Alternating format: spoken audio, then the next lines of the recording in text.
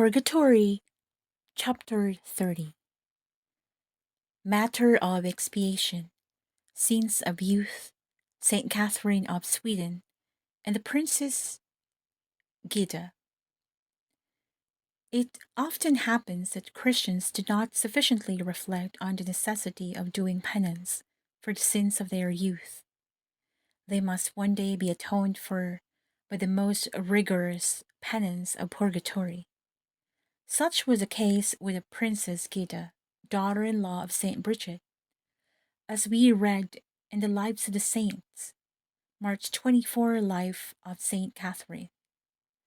Saint Bridget was in Rome with her daughter Catherine, when the latter had an apparition of the soul of her sister-in-law Gida, of whose death was ignorant.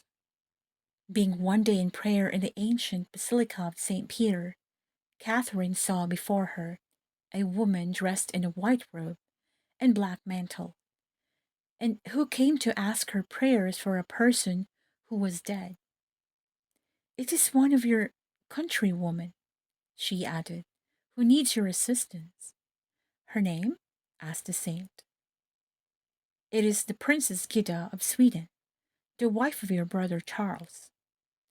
Catherine then begged the stranger to accompany her to her mother Bridget, to impart her the sad tidings. "I am charged with a message for you alone," said the stranger, "and I am not allowed to make any other visits, for I must depart immediately. You have no reason to doubt the truth of this fact. In a few days another messenger will arrive from Sweden, bringing the gold crown of Princess Gita. She has bequeathed, bequeathed it to you by testament, in order to secure the assistance of your prayers. But extend to her from this very moment your charitable aid, for she stands in most urgent need of your suffrages." With these words she withdrew. Catherine would have followed her, but although her costume would have so easily distinguished her, she was nowhere to be seen.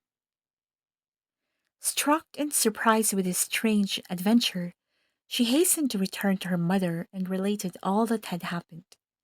Saint Bridget replied with a smile, "It was your sister-in-law Gida herself that appeared to you. Our Lord has been pleased to reveal this to me. The dear departed died in the most consoling sentiments of piety. That is why she attained the favor of appearing to you asking your prayers. She has still to expiate the numerous faults of her youth. Let us both do all in our power to give her relief. The gold crown which she sends you imposes this obligation upon you." A few weeks later, an officer from the court of Prince Charles arrived in Rome, carrying the crown and believing himself to be the first to convey the tidings of the death of Princess Gida. The beautiful crown was sold, and the money used for masses and good works for the repose of the soul of the deceased princess.